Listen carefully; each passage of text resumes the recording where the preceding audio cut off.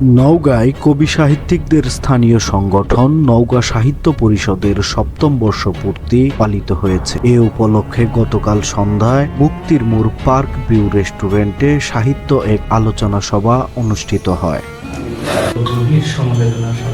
সবাই সদ্য প্রয়াত নওগাঁর সাংস্কৃতিক ব্যক্তিত্ব রফিকুদ্দৌলা রাব্বির স্মরণে ১ মিনিট নীরবতা পালন শেষে সংগঠনের সহসভাপতি কবি প্রাবন্ধিক ডক্টর আয়ুব আলীর সভাপতিত্বে প্রধান অতিথির বক্তব্য রাখেন সদর উপজেলা নির্বাহী কর্মকর্তা এস.এম. রবিন শীষ।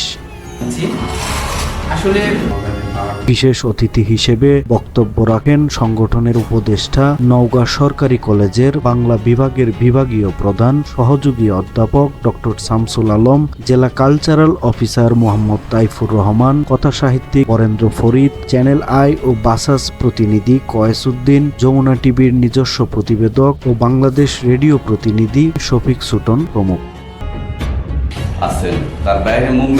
স্বাগত বক্তব্য রাখেন সাহিত্য পরিষদের সাধারণ সম্পাদক কবি আশরাফুল নয়ন।